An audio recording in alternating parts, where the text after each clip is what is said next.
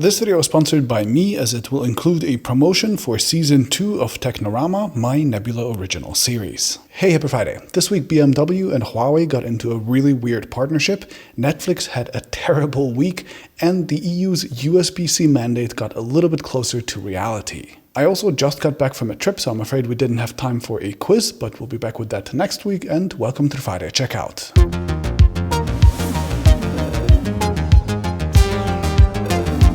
Okay, my release highlights this week start with the Logitech Lift, a $70 vertical mouse in 3 colors that comes in both left and right-handed versions. It's like the earlier MX vertical mouse from Logitech, but cheaper, and the only downside is that it doesn't have USB-C charging, though Logitech claims that a single AA battery should last 2 years, so maybe that's fine. Then there was the Oppo Reno 7, a pretty standard mid-range phone, except that I love its fake leather design, and in a sort of reverse release highlight, the smart home company Insteon this week just vanished instantly. It turned off its cloud servers, the CEO wiped the details from his LinkedIn page, no one responded to calls, and anyone with their smart home products now just has dumb products. Though there is at least support building to help people move to a new platform if they can deal with the hassle. Yet another reminder that you really don't own your smart products anymore. Okay, my first story of the week is going to be BMW and Huawei teaming up.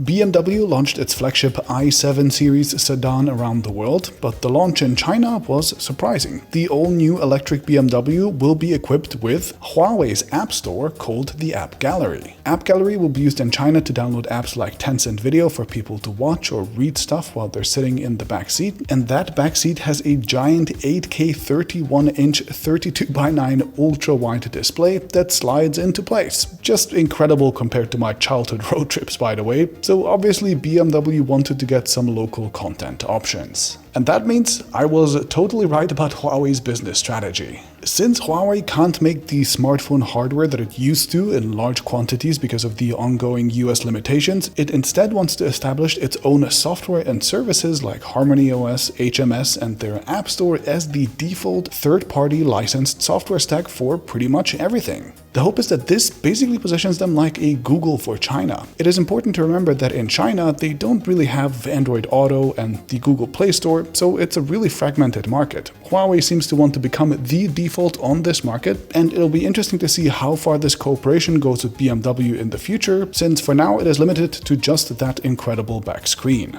It is worth noting that the Mercedes-Benz S-Class that launched in China had a deeper integration with Huawei's HMS for Car, a similar deal to Android Auto. Volvo has a car with it as well, and Philips and a few other small phone brands made phones in China with Huawei's Harmony OS too. If you want a detailed explainer of Huawei's new strategy, you can watch my explainer somewhere here. Okay, and my second story is going to be all the bad news coming out for Netflix this week. In short, Netflix announced its earnings, and not only did it lose 200,000 subscribers, its first fall in 10 years, but it also projected a loss of another 2 million subscribers for the next quarter. Actually, the 200,000 that it lost last quarter wasn't that bad if you consider that Netflix pulled out of Russia, losing 700,000 subscribers with the move. The market didn't like any of the news though, and Netflix stock crashed a crazy 35% in a single day. Ouch. Now, if you're wondering, there could be many reasons for why people are leaving Netflix. Obviously, the Russia situation, the pandemic restrictions are being lifted in many places, so people just have better things to do.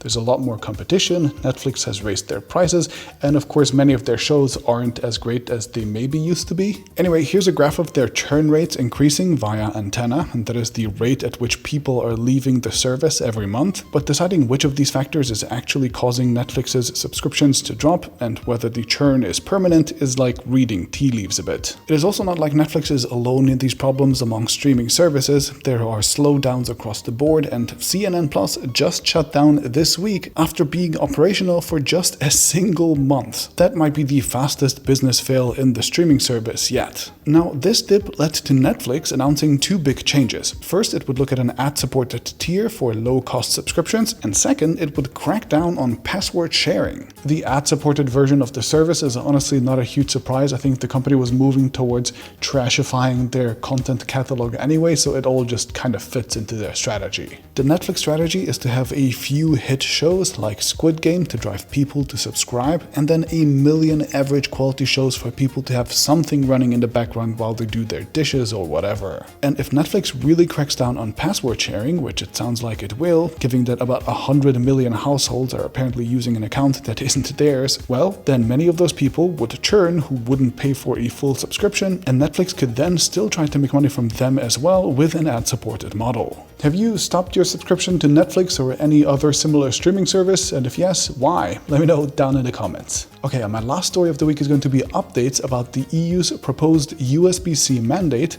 And if you remember, I talked about this back in September when they originally brought it up.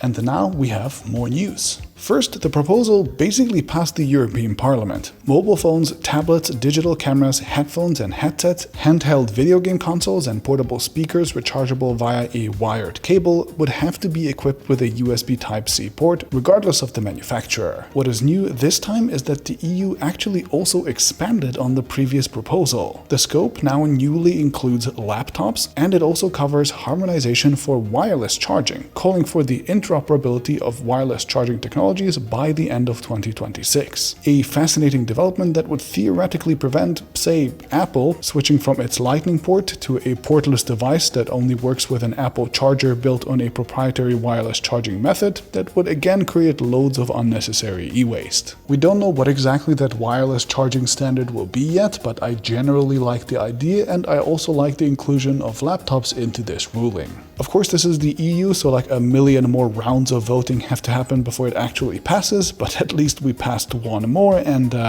that's something. Okay, and finally, I am very excited to announce that Season 2 of Technorama is finally live. Our new episode is an 18-minute love letter to jetpacks, a futuristic technology that we've been chasing for 70 years without much success. I think this is probably the most fun video that we've ever made. It joins the 4 other sci-fi movie breakdowns that we've made in this series already. I hope you'll check it out at the link in the description, and if you don't have Nebula yet, the best way to get access to it is through our CuriosityStream bundle for just $15 for an entire year. CuriosityStream didn't sponsor this video in particular, but they are a channel sponsor, and both their platform and Nebula are full of other fantastic exclusive content as well that I think you will really like. Alright, get it at the link in the description, and I'll see you next Friday.